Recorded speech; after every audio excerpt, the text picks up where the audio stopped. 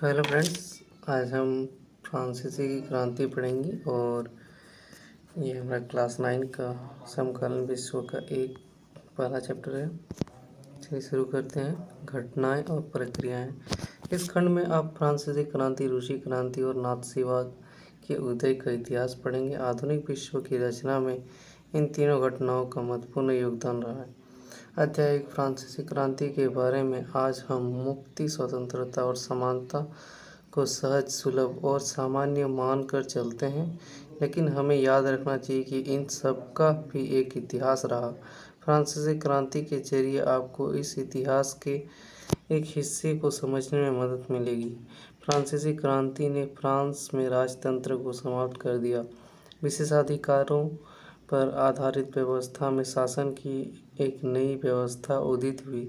क्रांति के दौरान तैयार किया गया मानव अधिकार घोषणा पत्र एक नए युग के आगमन का द्योतक था।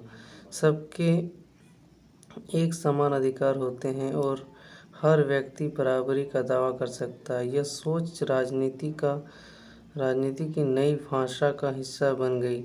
समानता और स्वतंत्रता की यह सोच नए युग का केंद्रीय विचार थी, लेकिन विभिन्न देशों में इन विचारों का नाना रूपों में समझा और साधा गया। भारत और चीन, अफ्रीका और दक्षिण अमेरिका के उपनिवेशवाद विरोधी आंदोलनों ने कई ऐसे विचारों को जन्म दिया जो बेहद रचनात्मक और मौलिक थे, लेकिन इन आंदोलनों की भाषा और मुहावरे को 18वीं सदी के उत्तरार्ध की घटनाओं से ही वैधता मिल रही थी। अध्याय 2 में आप यूरोप में समाजवाद के आगमन और उसके नाटकीय घटनाक्रम के बारे में पढ़ेंगे, जिसके चलते रूस के शासक जार निकोलस द्वितीय को सत्ता छोड़नी पड़ी। रूसी क्रांति ने समाज परिवर्तन का एक नया तरीका गढ़ने का प्रयास किया। इस क्रांति ने आर्थिक समानता और मजदूर किसानों की बेहतरी का सवाल उठाया। इस अध्याय में आप नई सोवियत सरकार द्वारा शुरू किए गए बदलाव, उसके सामने आई समस्या और उससे निपटने के लिए सरकार द्वारा उठाए गए कदमों के बारे में जानेंगे। सोवियत रूस की सरकार ने खेती के औद्योगिकरण और मशीनीकरण का कार्यक्रम तो दृढ़ता के साथ आगे बढ़ाया, लेकिन उसने नागरिकों के कई ऐसे अधिकारों का हनन किया जो किसी भी लोकतांत्रिक समाज के संचालन के लिए अनिवार्य होते हैं। फिर भी समाजवाद का नारा विभिन्न देशों ने उपनिवेशवाद विरोधी आंदोलन का हिस्सा बना। आज सोवियत संघ बिखर चुका है और समाज संकट में है, लेकिन 20वीं सदी के पैमाने पर समकालीन विश्व का रूपाकार तब करने में ये सबसे शक्तिशाली ताकत था। अध्याय 3 में आप जर्मनी के बारे में पढ़ेंगे। इस अध्याय में हिटलर के उदय और नात्सीवाद की राजनीति का विश्लेषण किया गया है। यहाँ आप नाज़ी जर्मनी और औरतों, बच्चों की दशा व स्कूलों या यातनागृहों के बारे में पढ़ेंगे। इस अध्याय में आपको पता चलेगा कि नात्सीवाद ने किस तरह विभिन्न अल्पसंख्यक समूहों को जीने के अधिकार से वंचित कर दिया, किस तरह उन्होंने यहूदियों का सफाया करने के लिए यहूदी विरोधी भावनाओं को भड़काया और लोकतंत्र व समाज के खिलाफ एक मारक युद्ध छेड़ दिया। नात्सीवाद के उदय की कहानी सिर्फ कुछ खास घटनाओं, सत्ता की पैंताचीस हत्याकांडों और मौत की कहानी भर नहीं है। यह विभिन्न स्तरों पर चलने वाली एक विस्तृत और दिल दहला देने वाली व्यवस्था की कहानी है। भारत में कुछ लोग हिटलर के विचारों से काफ़ी प्रभावित हुए, लेकिन ज़्यादातर लोग नात्सीवाद के उदय पर खौफ भी महसूस हुआ। आधुनिक विश्व का इतिहास सिर्फ स्वतंत्र और लोकतंत्र के फलने फूलने की कहानी भर नहीं है, यह हिंसा और निरंकुशता, मृत्यु और महाविनाश की कहानी भी है। शुरू करते हैं। फ्रांसीसी क्रांति 14 जुलाई 1789 की सुबह पेरिस नगर में आतंक का माहौल था। सम्राट ने सेना को शहर में घुसने का आदेश दे दिया। अफवाह थी कि वो सेना को नागरिकों पर गोलियां चलाने का आदेश देने वाला है। लगभग 7,000 मर्द तथा औरतें टाउन हॉल के सामने एकत्र हुए और उन्होंने उस जनसेना का गठन करने का निर्णय किया। हथियारों की खोज में वे बहुत से सरकारी भावनाओं में जबरन प्रवेश कर गए। अंततः सैकड़ों लोगों का एक समूह पेरिस नगर के पूर्वी भाग की ओर चल पड़ा और बास्तिल किले की झील तोड़ डाला, और जहां भारी मात्रा में गोला बारूद मिलने की संभावना थी। हथियारों पर कब्जे की इस सशस्त्र लड़ाई में बास्तिल का कमांडर मारा गया और कैदी छुड़ा लिए गए। यद्यपि उनकी संख्या केवल 7 थी। सम्राट की निरंकुश शक्तियों का प्रतीक होने के कारण बास्तिल किला लोगों की घृणा का केंद्र था। इसलिए किले को ढहा दिया गया और उसके अवशेष बाजार में उन लोगों को बेच दिए गए जो इस ध्वंस को बतौर स्मृति चिन्ह सजोना चाहते थे। इस घटना के बाद कई दिनों तक पेरिस तथा देश के देहाती क्षेत्रों में कई और संघर्ष हुए। अधिकांश जनता पावरोटी की महंगी कीमतों का विरोध कर रही थी। बाद में इस दौर का सिंहावलोकन करते हुए इतिहासकारों ने इसे एक लंबे घटनाक्रम की ऐसी शुरुआती कड़ियों के रूप में देखा जिसकी परिणति फ्रांस के सम्राट को फांसी दिए जाने में हुई। हालांकि उस समय अधिकांश लोगों को ऐसे नतीजे की उम्मीद नहीं थी। ऐसा क्यों और कैसे हुआ? ये बास्तिल का ध्वंस। बास्तिल के ध्वंस के चित्रकारों की इस घटना की याद में कई चित्र बने।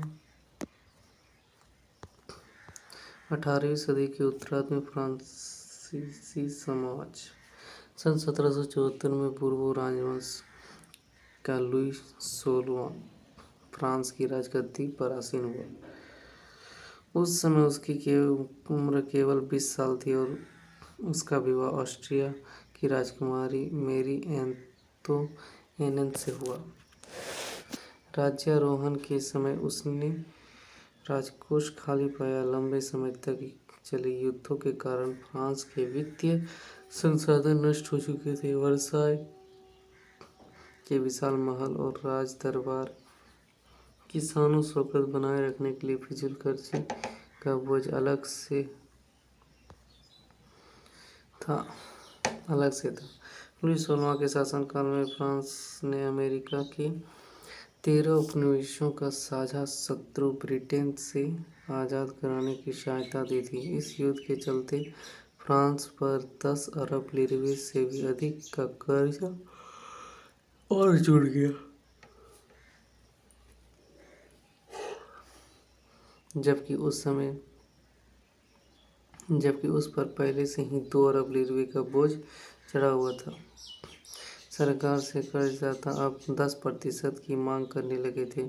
फलस्वरूप फ्रांसीसी सरकार अपने बजट का बहुत बड़ा हिस्सा दिनों दिन बढ़ते जा रहे कर्ज को चुकाने पर मजबूर थी। अपने नियमित खर्चों जैसे सोना के रखरखाव, राज दरबार, सरकारी कार्यालयों या विश्वविद्यालयों को चलाने के लिए फ्रांसीसी सरकार करों में वृद्धि के लिए बाध्य हो गई, पर यह कदम काफी नाकाफी था। 18वीं सदी में फ्रांसीसी समाज 3 स्टेट्स में बटा था और केवल तीसरे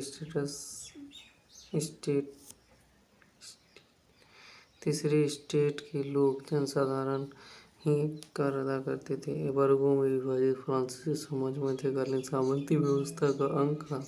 प्राचीन राजतंत्र पद का प्रयोग सामान्यतः सन 1779 से पहले फ्रांसीसी समाज एवं संस्थाओं के लिए होता था। चित्र 2 में फ्रांसीसी समाज की वर्ग व्यवस्था को दर्शाता है। परंतु आबादी में लगभग 90% किसान थे, लेकिन जमीन के मालिक किसानों की संख्या बहुत कम थी। लगभग 60% जमीन पर कुलीनों, चर्च और तीसरे स्टेट्स के अमीरों का अधिकार था। प्रथम दो स्टेट्स कुलीन वर्ग और पादरी वर्ग के लोगों को कुछ विशेषाधिकार जन्मना प्राप्त थे। इनमें से सबसे महत्वपूर्ण विशेषाधिकार था राज्य को दिए जाने वाले करों से छूट। कुलीन वर्ग को कुछ अन्य सामंती विशेषाधिकार भी हासिल थे। वो किसानों से सामंती कर वसूल करता था। किसान अपने स्वामी की सेवा, स्वामी के घर एवं खेतों के में काम करना, सैन्य सेवाएं देना अथवा सड़कों के निर्माण में सहयोग आदि करने के लिए बाध्य थे। चर्च भी किसानों से करों का एक हिस्सा टाइथ धार्मिक कर के रूप में वसूलता था। ऊपर से तीसरे स्टेट के तमाम लोगों को सरकार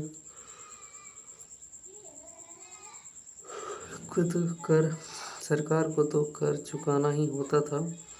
इन करों में टाइल प्रत्यक्ष कर और अनेक अप्रत्यक्ष कर शामिल थे। अप्रत्यक्ष कर नमक और तंबाकू जैसे रोजाना उपभोग की वस्तुओं पर लगाया जाता था। इस प्रकार राज्य के वित्तीय कामकाज का सारा बोझ करों के माध्यम से जनता वहन करती थी।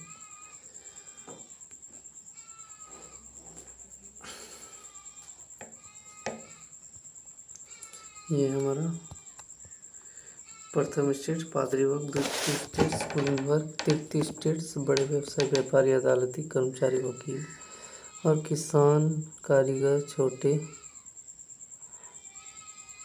किसान, भूमि मजदूर, नौकर। स्टेट्स का समाज ध्यान देते थे। स्टेट्स में कुछ लोग अमीर हैं तो कुछ लोग गरीब भी हैं। नेशनलिज्म फ्रांस की मुद्रा, जिसे 1794 में समाप्त कर दिया गया। स्टेट क्रांति पूर्वी फ्रांसीसी समाज में सत्ता और सामाजिक हैसियत को अभिव्यक्त करने वाली श्रेणी, पादरी वर्ग, चर्च के विशेष कार्यों को करने वाले व्यक्तियों का समूह, टाइथ, चर्च द्वारा वसूल किया जाने वाला कर। यह कर कृषि उपज के 10वें हिस्से के बराबर होता है। टाइल सीधे राज्य को अदा किया जाने वाला कर।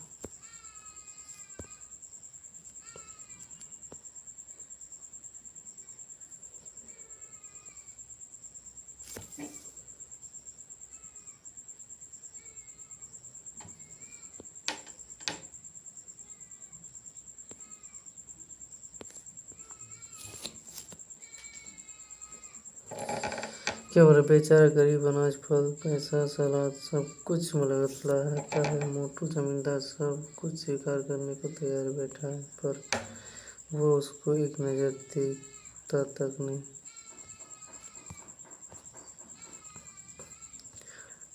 मकड़ा और मक्खी,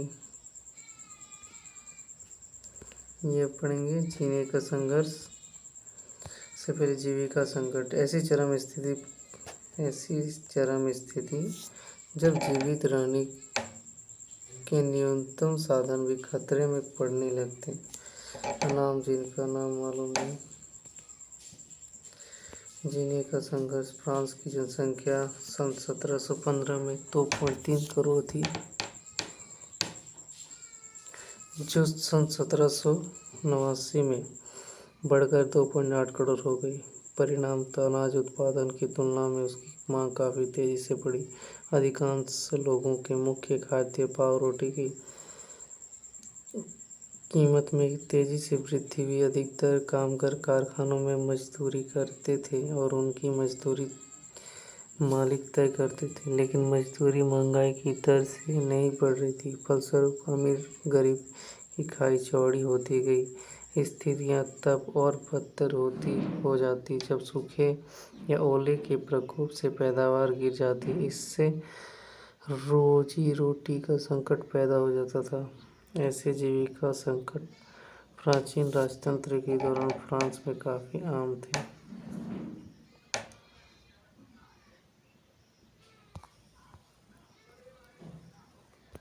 उभरते मध्य वर्ग ने विशेषाधिकारों के अंत की कल्पना की।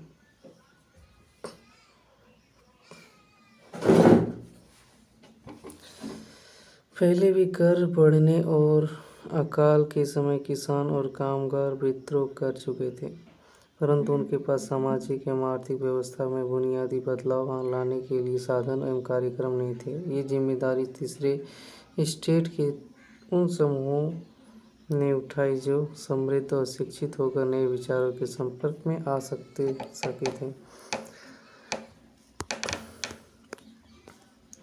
18वीं सदी में एक नए सामाजिक समूह का उदय हुआ जिसे मध्य वर्ग कहा गया, जिसने फैलते समुद्र पारी व्यापार और ऊनी तथा रेशमी वस्त्रों के उत्पादन के बल पर संपत्ति अर्जित की थी। ऊनी और रेशमी कपड़ों का या तो निर्यात किया जाता था या समाज के समृद्ध लोग उसे खरीद लेते थे।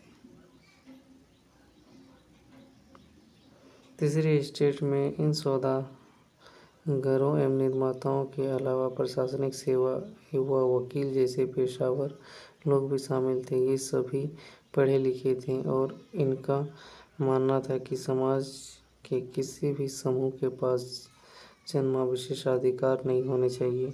किसी भी व्यक्ति की सामाजिक हैसियत का आधार उनकी योग्यता ही होनी चाहिए।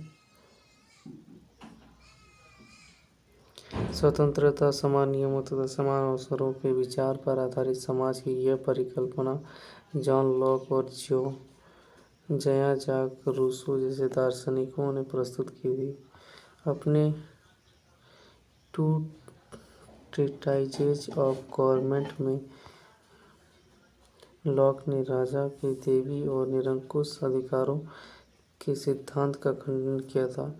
रूसो ने इसी विचार को आगे बढ़ाते हुए जनता और उसके प्रतिनिधियों के बीच एक सामाजिक अनुबंध पर आधारित सरकार का प्रस्ताव रखा।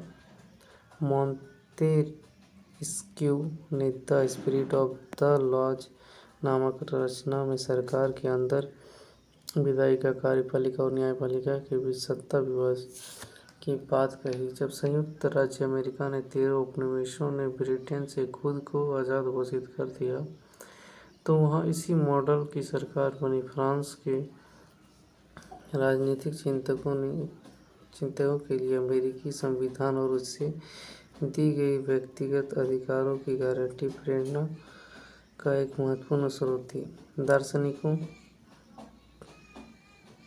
के इन विचारों पर कॉफ़ी हाउस व सैलून की गोष्ठियों में गर्मागर्म बहस हुआ करती और पुस्तकों एवं अखबारों के माध्यम से इनका व्यापक प्रचार प्रसार हुआ।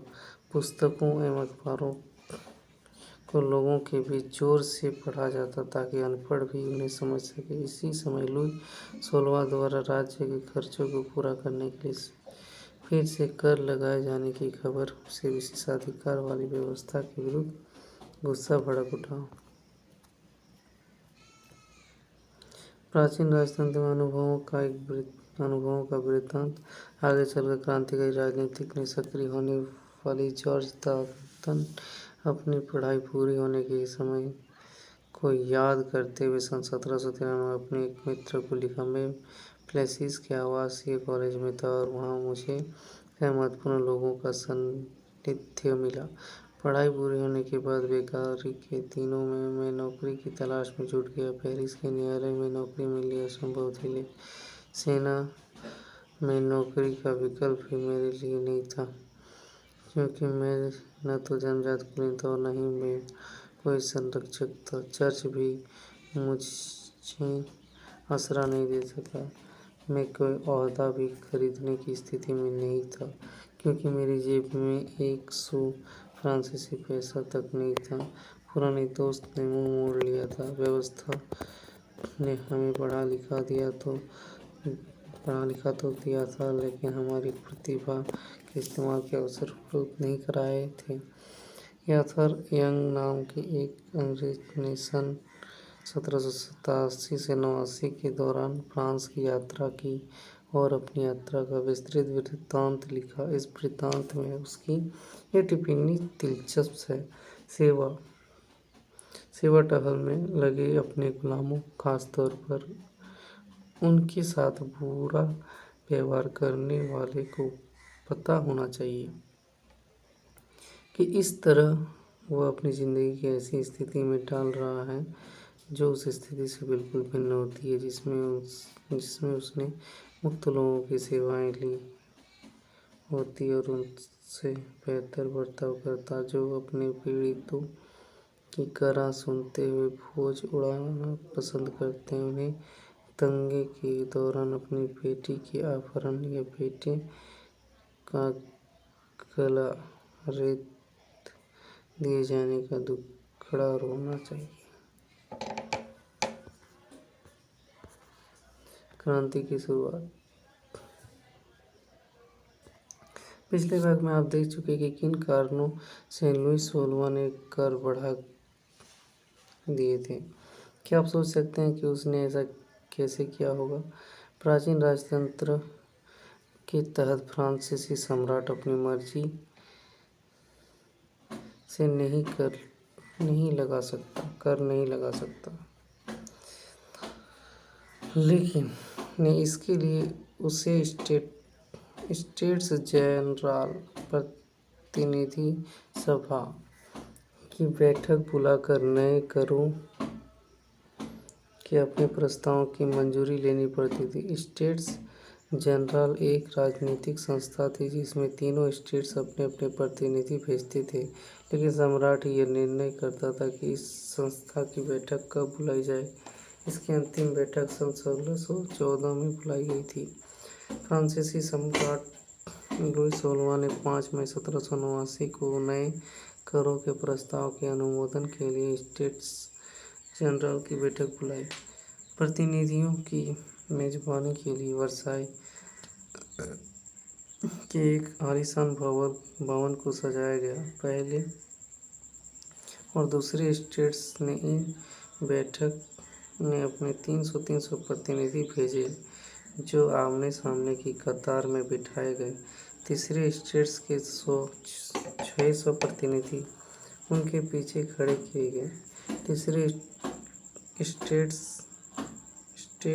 का प्रतिनिधि उसके अपेक्षाकृत समृद्ध और शिक्षित वर्ग कर रहे थे। किसानों, औरतों और कारीगरों का सभा में प्रवेश वर्जित था। फिर भी लगभग 40,000 पत्रों के माध्यम से उनकी शिकायतों मांगों की सूची बनाई गई, जिसे प्रतिनिधि अपने साथ लेकर आए थे। स्टेट्स जनरल के नियमों के अनुसार प्रत्येक वर्ग को एक मत देने का अधिकार था। इस बार भी लुईस 16वां इसी प्रथा का पालन करने के लिए दृढ़ प्रतिज्ञ था, परंतु तीसरे वर्ग के प्रतिनिधियों ने मांग रखी कि अब की बार पूरी सभा द्वारा मतदान कराया जाना चाहिए, जिसमें प्रत्येक सदस्य को एक मत देने का अधिकार होगा। यह एक लोकतांत्रिक सिद्धांत था जिसे मिसाल के तौर पर रूसो ने अपनी पुस्तक द सोशल कॉन्ट्रैक्ट में प्रस्तुत किया था। जब सम्राट ने इस प्रस्ताव को अस्वीकार कर दिया तो तीसरे स्टेट के प्रतिनिधि विरोध जताते हुए सभा से बाहर चले गए। तीसरे स्टेट्स के प्रतिनिधि खुद का संपूर्ण फ्रांसीसी राष्ट्र का प्रवक्ता मानते थे। 20 जून को ये प्रतिनिधि वर्साई के इंडोर टेनिस कोर्ट में जमा हुए।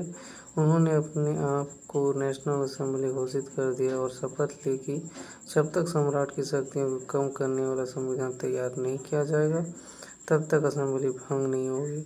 उसका नेतृत्व मिराबियो और आबे सीए ने किया। मिराबियो का जन्म कुलीन परिवार में हुआ था, लेकिन वह सामंती विशेषाधिकारियों वाले समाज को खत्म करने की जरूरत से सहमत था। उसने एक पत्रिका निकाली और वर्साई से जुटी भीड़ के समक्ष जोरदार भाषण भी दिए। आबे सीए मूलतः पादरी था और उसने तीसरा स्टेट क्या है शीर्षक से एक अत्यंत प्रभावशाली प्रचार पुस्तिका पैम्फलेट लिखी।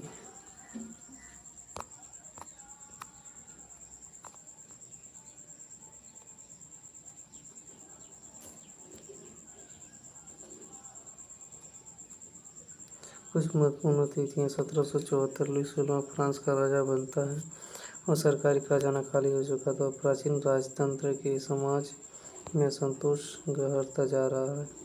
1789 स्टेट्स जनरल का आह्वान, तृतीय स्टेट्स नेशनल असेंबली का गठन करता है। बास्तिल पर हमला, देहात में किसानों का विद्रोह। 1791 सम्राट की शक्तियों पर अंकुश लगाने और सभी मनुष्यों को मूलतः अधिकार प्रदान करने के लिए संविधान बनाया जाता है। 1792 से 93 फ्रांस गणराज्य बनता है। सिर काटकर राजा को मार दिया जाता है। जैकोबिन गणराज्य का पतन, फ्रांस पर डायरेक्टरी का शासन। 1804 नेपोलियन फ्रांस का सम्राट बनता है। यूरोप के विशाल भूभाग पर कब्जा कर लेता है और 1815 वाटरलू में नेपोलियन की हार।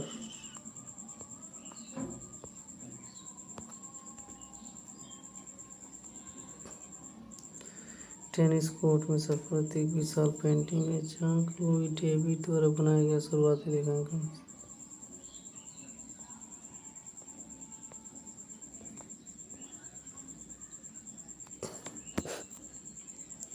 जिस वक्त नेशनल असेंबली संविधान का प्रारूप तैयार करने में व्यक्ति पूरा फ्रांस आंदोलित हो रहा था। कड़ाके की ठंड के कारण फसल मारी गई थी और पावरोटी की कीमतें आसमान छू रही थी। बेकरी मालिक स्थिति का फायदा उठाते हुए जमाखोरी में जुट गए थे। बेकरी की दुकानों पर घंटों के इंतजार के बाद गुस्साई औरतों की भीड़ ने दुकान पर धावा बोल दिया। दूसरी तरफ सम्राट ने सेना को पेरिस में प्रवेश करने का आदेश दे दिया गया। क्रुद्ध भीड़ ने 14 जुलाई को बास्तिल पर धावा बोलकर उसने नेस्तनाबूद कर दिया। देहाती इलाकों में गांव-गांव में अफवाह फैल गई कि जागीरों के मालिकों ने भाड़े पर लट्ठे तो लुटेरों के गिरोह बुला लिए हैं जो पक्की फसलों को तबाह करने निकल पड़े हैं। कई जिलों में भय से आक्रांत होकर किसानों ने कुदालों और बेलचों से ग्रामीण किलों पर आक्रमण कर दिया। उन्होंने अन्न भंडारों को लूट लिया और लगान संबंधी दस्तावेज को जलाकर राख कर दिया। कुलीन बड़ी संख्या में अपनी जागीरें छोड़ भाग गए। बहुतों ने तो पड़ोसी देशों में जाकर शरण ली। अपने विद्रोह प्रजा की शक्ति का अनुमान करके लुई 16वां ने अंततः नेशनल असेंबली को मान्यता दे दी और यह भी मान लिया गया कि उसकी सत्ता पर अब से संविधान का अंकुश होगा। 4 अगस्त 1789 की रात को असेंबली ने करों, कर्तव्यों और बंधनों वाली सामंती व्यवस्था के उन्मूलन का आदेश पारित किया। पादरी वर्ग के लोगों को भी अपने विशेषाधिकारों को छोड़ देने के लिए विवश किया, धार्मिक कार्य समाप्त कर दिया और चर्च के स्वामित्व वाली भूमि जब्त कर ली। इस प्रकार कम से कम 20 अरब लीरवे की संपत्ति सरकार के हाथ में आ गई।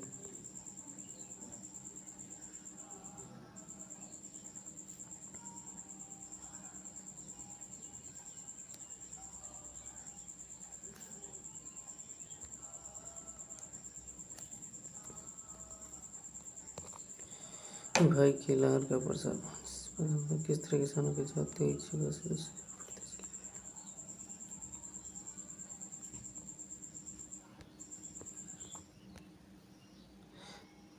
फ्रांस संवैधानिक राजतंत्र बन गया। नेशनल असेंबली ने सन 1791 में संविधान का प्रारूप पूरा कर लिया। इसका मुख्य उद्देश्य था सम्राट की शक्तियों को सीमित करना। एक व्यक्ति के हाथ में केंद्रीकृत होने के बजाय अब इन शक्तियों को विभिन्न संस्थाओं, विधायिका, कार्यपालिका और न्यायपालिका में विभाजित एवं हस्तांतरित कर दिया गया। इस प्रकार फ्रांस में संवैधानिक राजतंत्र की नींव पड़ी। चित्र 7 में दिखाता है कि नई राजनीतिक व्यवस्था कैसे काम करती है।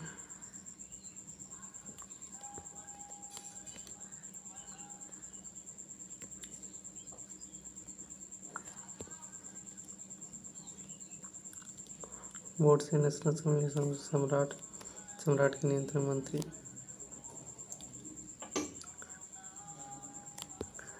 सक्रिय नागरिक मताधिकार प्राप्त लोग 2.8 करोड़ की जनसंख्या में लगभग 40 लाख लोग। निष्क्रिय नागरिक मताधिकार प्राप्त नहीं, लगभग 30 लाख पुरुष, महिलाओं, बच्चों और 25 वर्ष से कम उम्र के व्यक्तियों को मताधिकार प्राप्त नहीं था। सन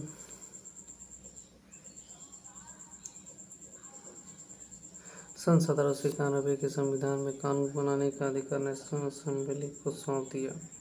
नेशनल असेंबली अप्रत्यक्ष रूप से चुनी जाती थी। सर्वप्रथम नागरिक ने निर्वाचक समूह का चुनाव करते थे जो पुनः असेंबली के सदस्यों को चुनते थे। सभी नागरिकों को मतदान का अधिकार नहीं था। 25 वर्ष से अधिक उम्र वाले केवल ऐसे पुरुष का सक्रिय नागरिक जिन्हें मतदान देने का अधिकार था का दर्जा दिया गया था, जो कम से कम 3 दिन की मजदूरी के बराबर कर चुकाते थे। शेष पुरुषों और महिलाओं को निष्क्रिय नागरिक के रूप में वर्गीकृत किया गया। निर्वाचन की योग्यता प्राप्त करने तथा असेंबली का सदस्य होने के लिए लोगों का करदाताओं की उच्चतम श्रेणी में होना जरूरी था।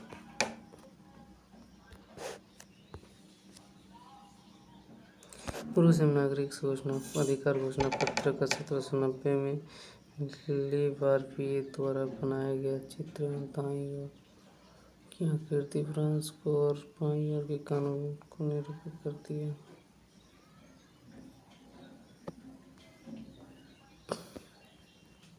तो संविधान पुरुष एवं नागरिक अधिकार घोषणा पत्र के साथ शुरू हुआ था। जीवन के अधिकार, व्यक्ति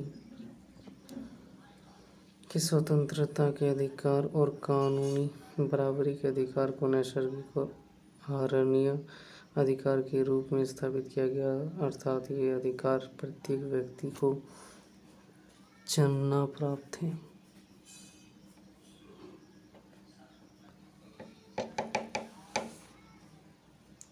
और इन अधिकारों को छीना नहीं जा सकता था। राज्य का कर्तव्य माना गया कि वो प्रत्येक नागरिक के नैसर्गिक अधिकारों की रक्षा करे।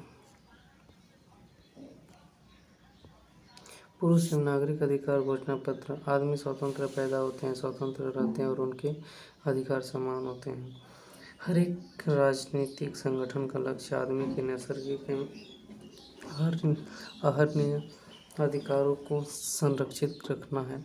ये अधिकार है स्वतंत्रता, संपत्ति सुरक्षा एवं शोषण के प्रतिरोध का अधिकार। समग्र संप्रभुता का स्रोत राज्य में निहित है। कोई भी समूह या व्यक्ति ऐसा अनाधिकार प्रयोग नहीं करेगा जिसे जनता की सत्ता की स्वीकृति न मिली हो।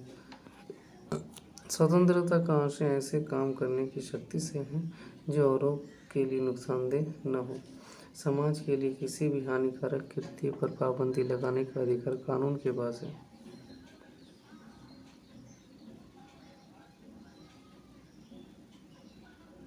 कानून सामान्य इच्छा के व्यक्ति है। सभी नागरिकों को व्यक्तिगत रूप से या अपने प्रतिनिधियों के माध्यम से इसके निर्माण में भाग लेने का अधिकार है। कानून की नज़र में सभी नागरिक समान हैं।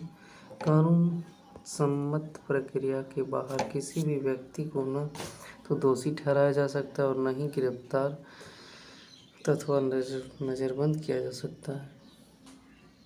प्रत्येक नागरिक बोलने, लिखने और छपने के लिए आज़ाद है, लेकिन कानून द्वारा निर्धारित प्रक्रिया के तहत स्वतंत्र एवं दुरुपयोग की जिम्मेदारी भी उसी की होगी। सार्वजनिक सेना तथा प्रशासन के खर्चे चलाने के लिए एक सामान्य कर लगाना अपरिहार्य है। सभी नागरिकों पर उनकी आय के अनुसार समान रूप से कर लगाया जाना चाहिए, जो कि संपत्ति का अधिकार एक पावन और अनुल्लंघनीय अधिकार है। अतः किसी भी व्यक्ति को इससे वंचित नहीं किया जा सकता जब तक कि विधि द्वारा स्थापित प्रक्रिया के तहत सार्वजनिक आवश्यकता के लिए संपत्ति का अधिग्रहण करना आवश्यक न हो। ऐसे मामले में अग्रिम मुआवजा जरूर देना चाहिए। क्रांतिकारी पत्रकार जीन पॉल मरा ने अपने अखबार लामी द पीपल जनता का मित्र ने में नेशनल असेंबली द्वारा तैयार किए गए संविधान पर यह टिप्पणी की थी। जनता के प्रतिनिधित्व का कार्यभार अमीरों को सौंप दिया गया है। गरीबों और शोषितों की दशा केवल शांतिपूर्ण तरीके से कभी नहीं सुधर सकती। यह इस बात का अटक्य प्रमाण है कि धनाढ्य वर्ग कानून को कैसे प्रभावित करता है। फिर भी ये कानून तभी तक चलेंगे जब तक लोग इन्हें मानेंगे। जिस तरह उन्होंने कुलीन द्वारा लादे गए जुए को उतार फेंका है, एक दिन वही हसरत अमीरों का करेंगे। समाचार लामी द पीपल ने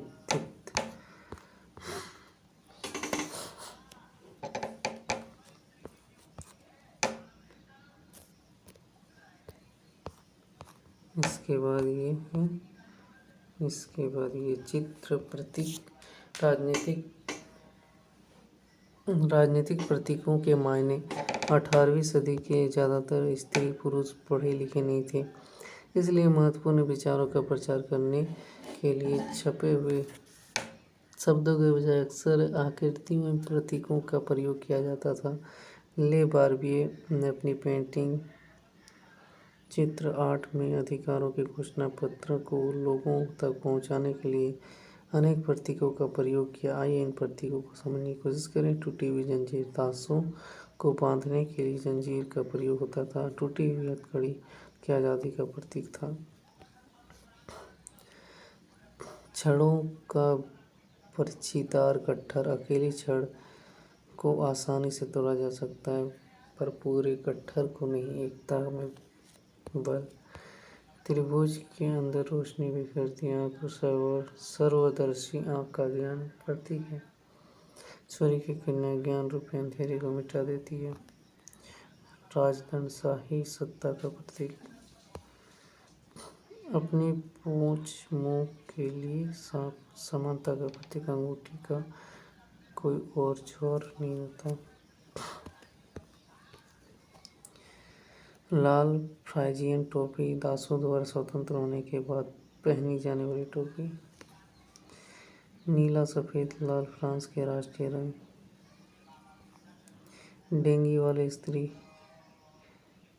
डेनों वाली स्त्री कानून का मानवीय रूप। विधिपट कानून सबके लिए समान है और उसकी नज़र में सब बराबर है।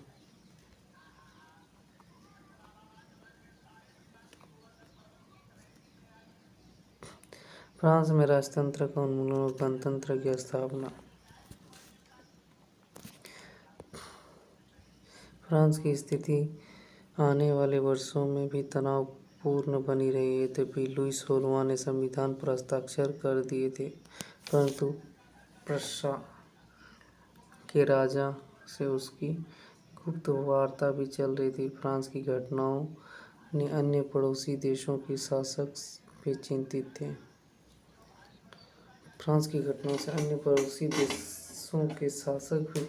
इसलिए 1789 की गर्मियों के बाद होने वाली ऐसी घटनाओं को नियंत्रित करने के लिए इन शासकों ने सेना भेजने की योजना बना ली थी।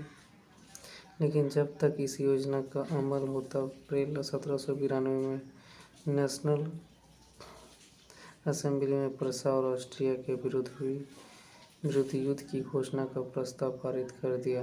प्रांतों से हजारों स्वयंसेवी सेनाओं में भर्ती होने के लिए जमा होने लगे। उन्होंने इस युद्ध को यूरोपीय राजाओं एवं कुलीनों के विरुद्ध जनता की जंग के रूप में लिया। उनके होठों पर देशभक्ति के जो तराने थे, उनमें कवि रॉजेट दी लाइव द्वारा रचित मार्सिल भी था। यह गीत पहली बार मार्सिलेस के स्वयंसेवियों ने पेरिस की ओर कूच करते हुए गाया था, इसलिए इस गाने का नाम मार्सिले हो गया, जो अब फ्रांस का राष्ट्रगान है। क्रांतिकारी युद्धों से जनता को भारी क्षति और आर्थिक कठिनाइयाँ झेलनी पड़ी। पुरुषों के मोर्चे पर चले जाने के बाद घर परिवार और रोजी रोटी की जिम्मेदारी औरतों के कंधों पर आ पड़ी। देश की आबादी के एक बड़े हिस्से को ऐसा लगता था कि क्रांति के सिलसिले को आगे बढ़ाने की ज़रूरत है, क्योंकि 1791 के संविधान से सिर्फ अमीरों को ही राजनीतिक अधिकार प्राप्त हुए थे। लोग राजनीतिक क्लबों में अड्डे जमा कर सरकारी नीतियों और अपनी कार्य योजना पर बहस करते थे। इनमें से जैकोबिन क्लब सबसे सफल था, जिसका नाम पेरिस के भूतपूर्व कॉन्वेंट ऑफ सेंट जैकब के नाम से पड़ा, जो अब इस राजनीतिक समूह का अड्डा बन गया था। इस पूरी अवधि में महिलाओं भी सक्रिय थी और उन्होंने अपने क्लब बना दिए। इस अध्याय के खंड 4 में आप उनकी गतिविधि मांगों के बारे में और जानेंगे। जैकोबिन क्लब के सदस्य मुख्यतः समाज के कम समृद्ध हिस्से से आते थे। इनमें छोटे दुकानदार और कारीगर जैसे जूता बनाने वाले, पेस्ट्री बनाने वाले, गाड़ी साज, सफाई करने वाले और नौकर व दिहाड़ी मजदूर आते शामिल थे। उनका नेता मैक्सिमिलियन रॉबेस्पियर था। जैकोबिनों ने एक बड़े वर्ग ने गोदी कामगारों की तरह धारीदार लंबी पतलून पहनने का निर्णय लिया। ऐसा उन्होंने समाज के फैशन परस्त वर्ग, खास तौर से घुटनों तक पहने जाने वाले ब्रीचेस, घुटना पहनने वाले कुलीनों से खुद को अलग करने के लिए किया। यह ब्रीचेस पहनने वाले कुलीनों की सत्ता समाप्ति के ऐलान का उनका तरीका था। कॉन्वेंट धार्मिक जीवन के समर्पित समूह की इमारत।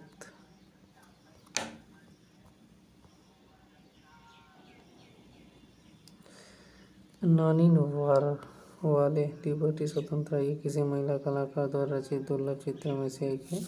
क्रांतिकारी घटनाक्रम के बाद महिलाओं के लिए यह संभव हो गया कि वे स्थापित चित्रकारों के साथ प्रशिक्षण प्राप्त कर सके और हर 2 साल में लगने वाली सैलून नुमाइश में अपने चित्रों को प्रदर्शित कर सके। यह तस्वीर स्वतंत्रता का नारी रूपक है, अर्थात नारी आकृति स्वतंत्रता का प्रतीक है।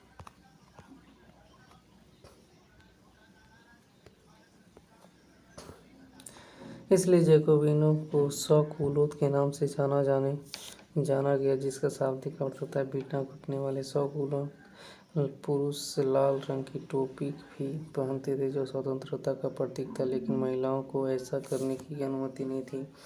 सन 1793 की गर्मियों में जैकोबिनों ने खाद्य पदार्थों की महंगाई एवं अभाव से नाराज पेरिस वासियों को लेकर एक विशाल हिंसक विद्रोह की योजना बनाई। 10 अगस्त की सुबह उन्होंने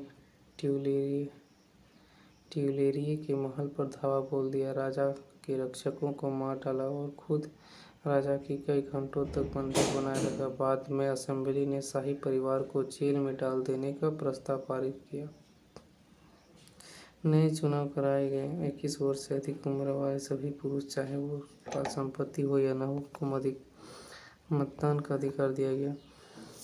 नवनिर्वाचित असेंबली को कन्वेंशन का नाम दिया गया। 21 सितंबर 1792 को इसने राजतंत्र का अंत कर दिया गया और फ्रांस को एक गणतंत्र घोषित किया।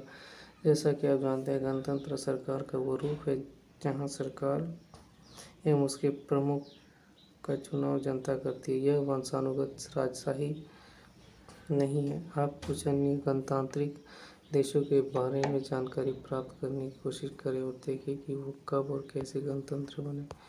लुई 16वां को न्यायालय द्वारा राजद्रोह के आरोप में मौत की सजा सुना दी गई। 21 जनवरी 1793 को प्लेस डी ला कॉन्कॉर्ड से उसे सार्वजनिक रूप से फांसी दे दी गई। जल्द ही रानी मेरी एंतोइनेट का भी वही हश्र हुआ। आतंक राज। सन 1793 से 1794 तक के काल को आतंक युग कहा जाता है। रॉबेस्पियर ने नियंत्रण एवं दंड की सख्त नीति अपनाई। उसके हिसाब से गणतंत्र के जो भी शत्रु थे, कुलीन एवं पादरी, अन्य राजनीतिक दलों के सदस्य, उसकी कार्यशैली से असहमति रखने वाले पार्टी सदस्य, उन सभी को गिरफ्तार कर जेल में डाल दिया गया और एक क्रांतिकारी न्यायालय द्वारा उन पर मुकदमा चलाया गया। यदि न्यायालय उन्हें दोषी पाता तो गिलोटिन पर चढ़ाकर उसका सिर कलम कर दिया जाता था। गिलोटिन दो खंभों के बीच लटकने वाली मशीन थी जिस पर रखकर अपराधी का सिर धड़ से अलग कर दिया जाता था। इस मशीन का नाम इसके आविष्कारक डॉक्टर गिलोटिन के नाम पर पड़ा। रॉबेस्पियर सरकार ने कानून बनाकर मजदूरी एवं कीमतों की अधिकतम सीमा तय कर दी। गोश्त एवं पावरोटी की राशनिंग कर दी गई। किसानों को अपना अनाज शहरों में ले जाकर सरकार द्वारा तय कीमतों पर बेचने के लिए बाध्य किया गया। अपेक्षाकृत महंगे सफ़ेद आटे के इस्तेमाल पर रोक लगा दी गई। सभी नागरिकों के लिए साबुत गेहूं से बनी और बराबरी का प्रतीक मानी जाने वाली समता रोटी खाना अनिवार्य कर दिया गया। बोलचाल और संबोधन में भी बराबरी का आचार व्यवहार लागू करने की कोशिश की गई। परंपरागत मॉन्स्यूर महाशय और मदाम महोदया के स्थान पर अब सभी फ्रांसीसी पुरुषों एवं महिलाओं को सितोयन नागरिक और सितोयन नागरिका नाम से संबोधित किया जाने लगा। चर्चों को बंद कर दिया गया और उनके भवनों को बैरक या दफ्तर बना दिया गया। रॉबेस्पियर ने अपनी नीतियों को इतनी सख्त लागू कर दिया गया कि उसके समर्थक भी त्राही करने लगे। अंततः जुलाई 1794 में न्यायालय द्वारा उन्हें दोषी ठहराया गया और गिरफ्तार करके अगले ही दिन उसे गिलोटिन पर चढ़ा दिया गया।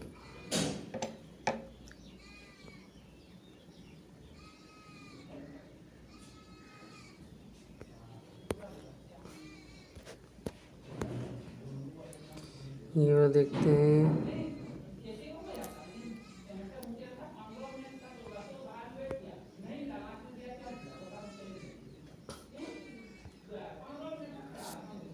स्वतंत्रता लिबर्टी क्या है दोस्त। परस्पर विरोधी विचार। क्रांतिकारी पत्रकार कैमिल डोमिल डिसमोलिन्स ने सन 1793 में लिखा। इसके कुछ ही दिनों बाद आतंक राज के दौरान उसे फांसी दे दी गई। कुछ लोगों का मानना है कि स्वतंत्रता एक शिशु के समान है जिसे परिपक्व होने तक अनुशासन की अवस्था से गुजरना आवश्यक है, पर सत्य कुछ और है। स्वतंत्रता सुख शांति है, विवेक है, समानता एवं न्याय है। ये अधिकारों को घोषणा पत्र है। आप शायद अपने सभी दुश्मनों का सिर काट देना चाहते हैं।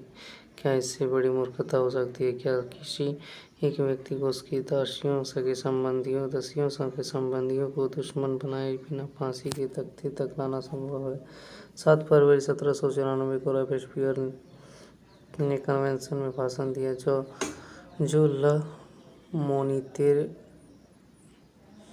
यूनिवर्सेल अखबार में छपा। उसी भाषण का एक अंश लोकतंत्र को स्थापित और सुदृढ़ करने के लिए संविधान समझ शांतिपूर्ण शासन के लिए हमें सबसे पहले अत्याचारी निरंकुशता के विरुद्ध स्वतंत्रता की लड़ाई को अंतिम परिणति तक पहुंचाना होगा। गणतंत्र के घरेलू एवं बाहरी दुश्मनों का विनाश करना आवश्यक है और अन्यथा हम खुद नष्ट हो जाएंगे। क्रांति के दौर में लोकतांत्रिक सरकार आतंक का सहारा ले सकती है।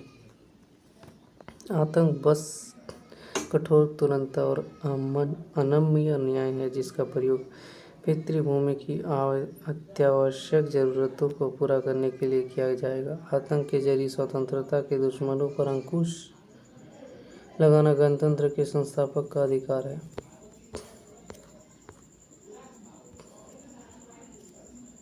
ये है क्रांतिकारी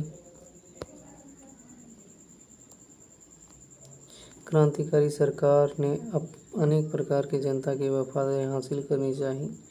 उनमें से एक इस प्रकार के उत्सवों का आयोजन था।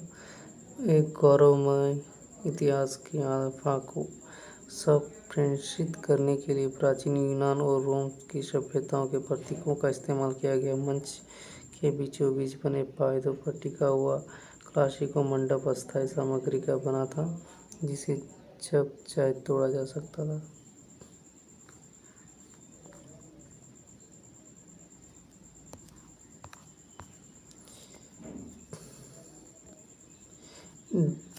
डायरेक्टरी शासित फ्रांस।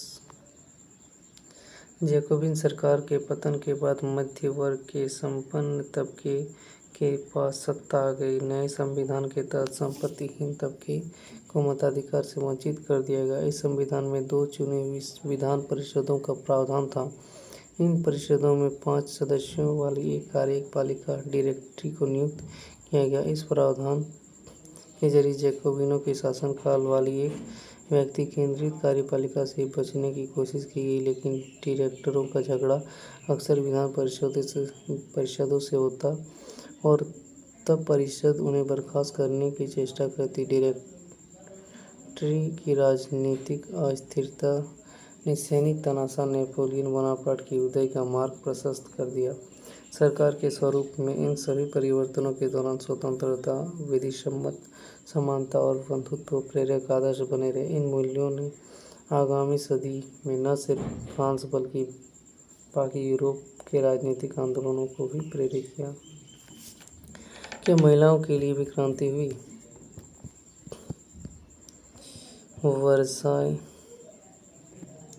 वर्साई की ओर कूच करती पेरिस की औरतें। ये चित्र 5 अक्टूबर 1789 की घटनाओं के कई चित्रों में से एक है। उस दिन महिलाएं पेरिस से वर्साई जाकर राजा को अपने साथ लेकर लौटी थीं।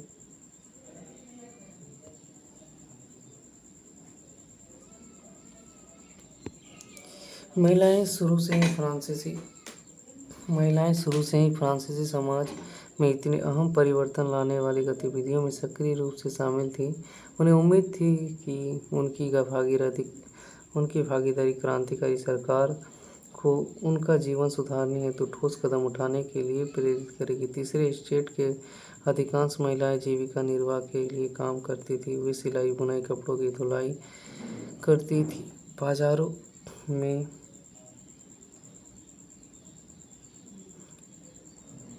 फल, फूल, सब्जियां बेचती थी अथवा संपन्न घरों में घरेलू काम करती थी। बहुत सारी महिलाएं वेश्यावृत्ति करती थी। अधिकांश महिलाओं के पास पढ़ाई लिखाई तथा व्यावसायिक प्रशिक्षण के मौके नहीं थे। केवल कुलीनों की लड़कियां और तीसरे स्टेट के धनी परिवारों की लड़कियां ही कॉन्वेंट में पढ़ पाती थी। इसके बाद उनकी शादी कर दी जाती थी। कामकाजी महिलाओं को उनके परिवारों का पालन पोषण भी करना पड़ता था, जैसे खाना पकाना, पानी लाना, लाइन लाना लगाकर पाव रोटी लाना और बच्चों की देखरेख आदि करना। उनकी मजदूरी पुरुषों की तुलना में कम थी। महिलाओं ने अपने हितों की हिमायत करने और उन पर चर्चा करने के लिए खुद के राजनीतिक क्लब शुरू किए और अखबार निकाले। फ्रांस के विभिन्न नगरों में महिलाओं के लगभग 60 क्लब अस्तित्व में आए। उनमें the society of revolution and Republican women सबसे मशहूर क्लब था। उनकी एक प्रमुख मांग यह थी कि महिलाओं को पुरुषों के समान राजनीतिक अधिकार प्राप्त होने चाहिए। महिलाएं इस बात से निराश हुई थी कि 1791 के संविधान में उन्हें निष्क्रिय नागरिक का दर्जा दिया गया था। महिलाओं ने मताधिकार, असेंबली के चुने जाने तथा राजनीतिक पदों की मांग रखी। उनका मानना था कि तभी नई सरकार में उनके हितों का प्रतिनिधित्व हो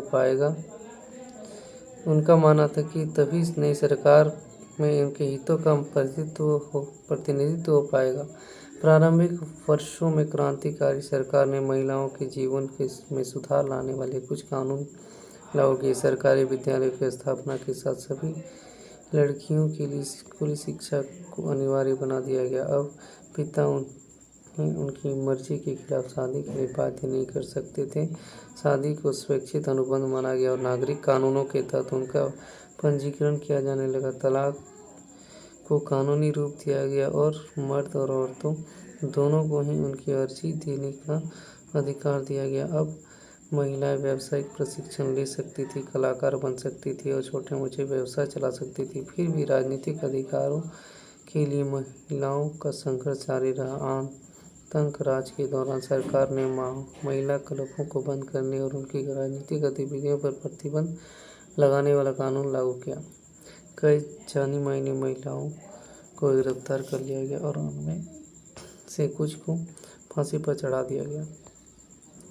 मताधिकार और समान वेतन के लिए महिलाओं का आंदोलन अगली सदी में भी अनेक देशों में चलता रहा। मताधिकार का संघर्ष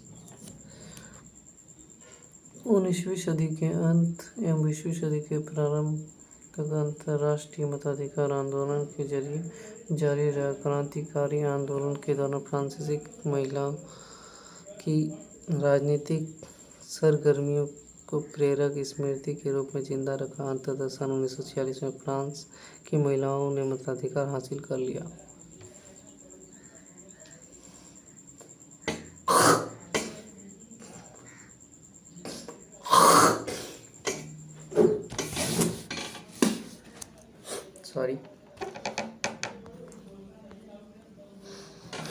क्रांतिकारी महिला ओलंप दे गूज 1748 से 1793 का जीवन।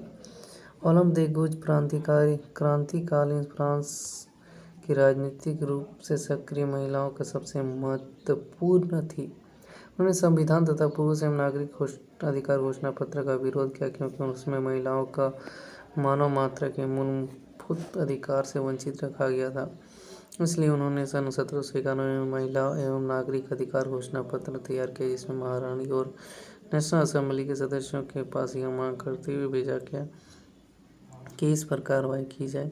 सन 1793 में ओलंप दे गूज ने महिला क्लबों को जबरदस्ती बंद करने के लिए जैकोबिन सरकार की आलोचना की। उस पर नेशनल कन्वेंशन तथा देशद्रोह का मुकदमा चलाया गया। इसके तुरंत बाद उन्हें फांसी पर लटका दिया गया। ओलंप दे गूज के घोषणा पत्र में उल्लिखित कुछ मूलभूत अधिकार और जनना स्वतंत्र है और अधिकारों में पुरुष के समान है। सभी राजनीतिक संगठनों का लक्ष्य पुरुष एवं महिला के नैसर्गिक अधिकारों को संरक्षित करना। ये अधिकार स्वतंत्रता, संपत्ति सुरक्षा और सबसे बढ़कर शोषण के प्रतिरोध का अधिकार है। समग्र संप्रभुता का स्रोत राष्ट्र में निहित है, जो पुरुषों एवं महिलाओं के संग के सिवाय कुछ नहीं है। कानून सामान्य इच्छा की अभिव्यक्ति होनी चाहिए। सभी महिला पुरुष नागरिकों का या तो व्यक्तिगत रूप से या अपने प्रतिनिधियों के माध्यम से विधि निर्माण में दखल होना चाहिए। यह सभी के लिए समान होना चाहिए। सभी महिला पुरुष नागरिक अपनी योग्यता एवं प्रतिभा के बल पर समान रूप से एवं बिना किसी भेदभाव के हर तरह से समान एवं सार्वजनिक पद के हकदार हैं। कोई भी महिला अपवाद नहीं है। वह विधि सम्मत प्रक्रिया द्वारा अपराधी ठहराई जा सकती है, गिरफ्तार और नजरबंद की जा सकती है। पुरुषों की तरह महिलाएं भी इस कठोर कानून का पालन करें।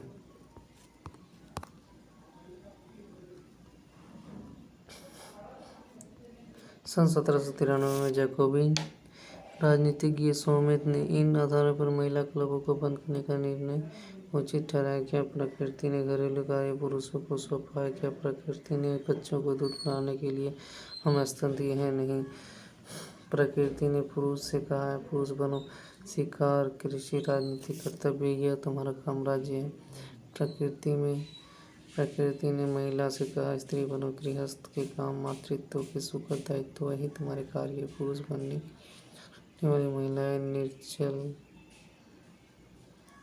निर्लज है। क्या जिम्मेदारियों का उचित बंटवारा नहीं हो चुका है?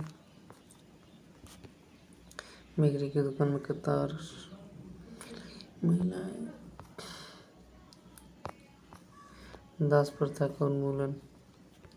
फ्रांसीसी उपनिवेशों में दास प्रथा का उन्मूलन जैकोबिन शासन के क्रांतिकारी समाज सुधारक में से एक था।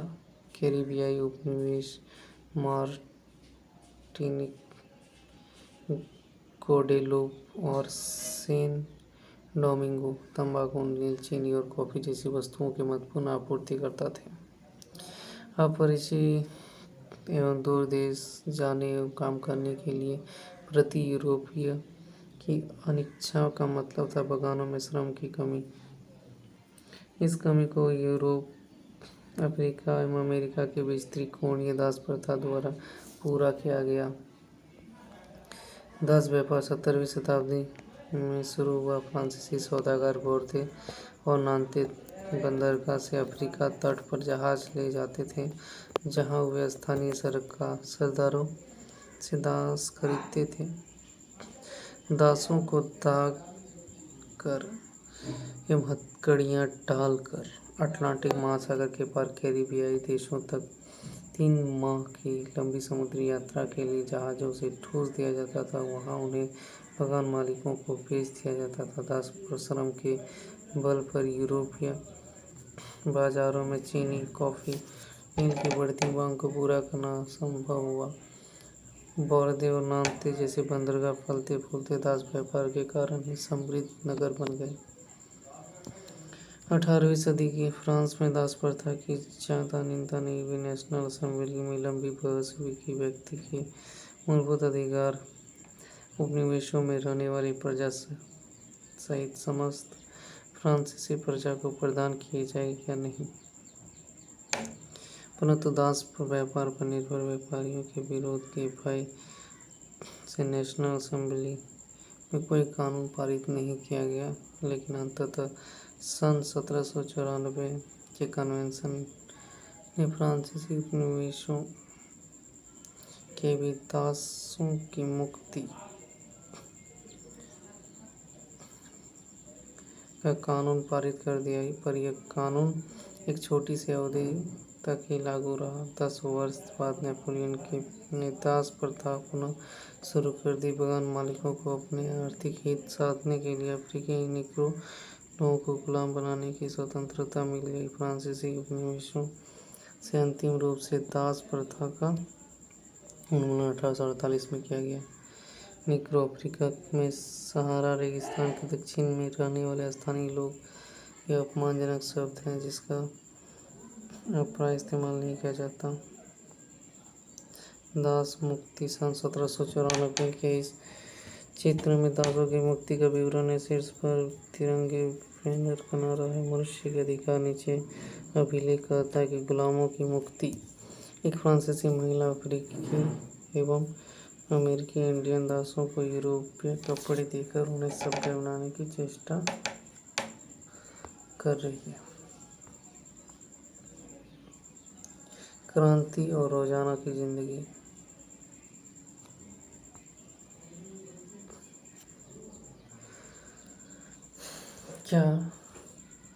क्या राजनीति लोगों का पहनावा, उनकी बोलचाल अथवा उनके द्वारा पढ़ी जाने वाली पुस्तकों को बदल सकती है?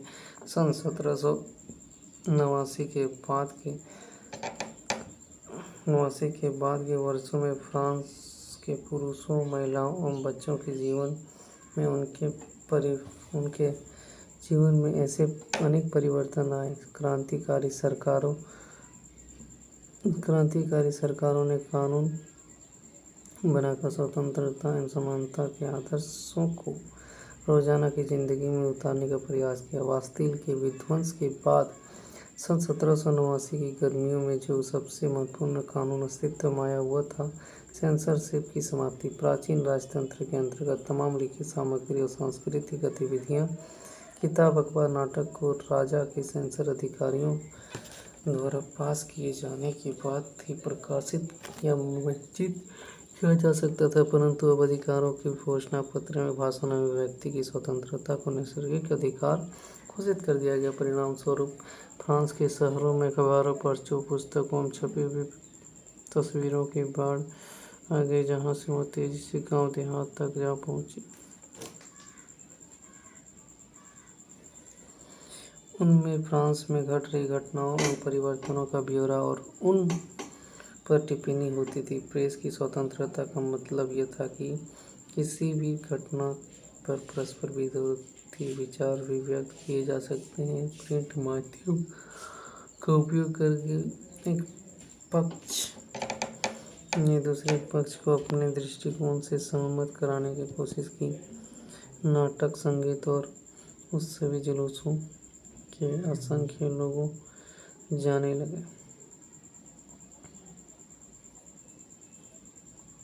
स्वतंत्रता और न्याय के बारे में राजनीतिज्ञों व दार्शनिकों के पांडित्यपूर्ण लेखन और को समझने के लिए उससे जुड़ने का एक लोकप्रिय तरीका था, क्योंकि किताबों को पढ़ना तो मुट्ठी भर शिक्षितों के लिए असंभव था।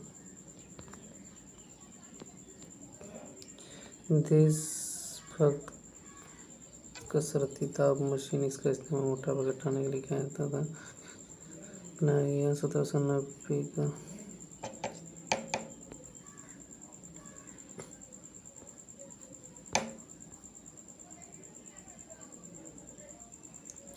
मरा जनता को संबोधित करते हुए लियोपोल्ड बॉयविल रचित इस अध्याय में से मरा के बारे में आपको ये याद होगा। इसके इर्द गिर्द मौजूद दृश्य का वर्णन कीजिए।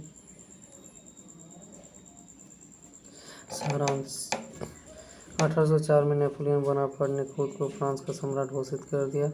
उसने पड़ोस के यूरोपीय देशों की विजय यात्रा शुरू की। पुराने राजवंशों को हटाकर उसने नए राजवंश बनाए और उनकी बागडोर अपने खानदान के लोगों के हाथ में दे दी। नेपोलियन खुद को यूरोप के आधुनिकीकरण का युवा मानता था। उसने निजी संपत्ति की सुरक्षा के कानून बनाए और दशमलव पद्धति पर आधारित नापतोल पर एक शासन प्रणाली चलाई, जिस शुरू में बहुत सारे लोगों नेपोलियन मुक्तिदाता लगता था और उससे जनता को स्वतंत्रता दिलाने की उम्मीद थी, पर जल्द ही उसकी सेनाओं को लोग हमला मानने लगे। आखिरकार 1815 में वाटरलू की उसकी हार हुई। यूरोप के बाकी हिस्सों में मुक्ति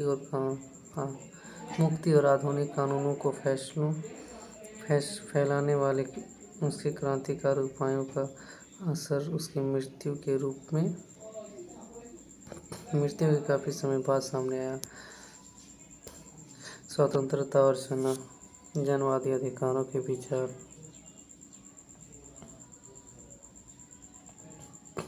फ्रांसीसी क्रांति की सबसे महत्वपूर्ण विरासत थे। ये विचार 19वीं सदी में फ्रांस से निकलकर बाकी यूरोप में फैल गए और उनके कारण वहाँ सामंती व्यवस्था का नाश हुआ और औपनिवेशिक समाज में संप्रभु राष्ट्र राज्य की स्थापना के अपने आंदोलन में दासता से मुक्ति के विचार को नई परिभाषा दी। टीपू सुल्तान और राजा राम मोहन राय क्रांतिकारी फ्रांस के उपजे विचारकों से प्रेरणा लेने वाले दो ठोस उदाहरण थे।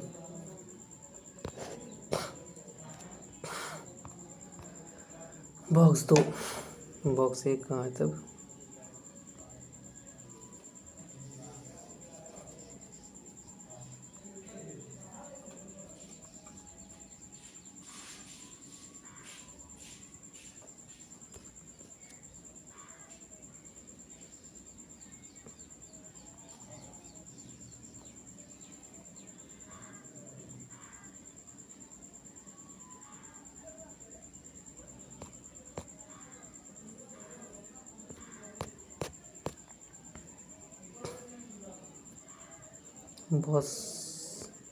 बॉक्स 2 को देखते हैं। राजा राम मोहन राय और उस समय यूरोप में फैल रहे नए विचारों से प्रभावित होने वाले में से एक थे फ्रांसीसी क्रांति, और बाद में जुलाई क्रांति ने उनकी कल्पना को नई धार दी। फ्रांस में 1830 में हुई जुलाई क्रांति के बारे में जानने के बाद वो और किसी चीज़ के बारे में बात नहीं करते थे। हालांकि एक दुर्घटना के कारण वे उन दिनों लंगड़ा कर चलते थे, लेकिन इंग्लैंड जाते हुए केप टाउन में वो जिद करने लगे कि उन्होंने क्रांतिकारी तिरंगे झंडे वाले युद्ध को दिखाया जाए। तो ये था हमारा आज का टॉपिक। कल नए टॉपिक पर बात करेंगे। आई होप आपको समझ में आया होगा। Thank you.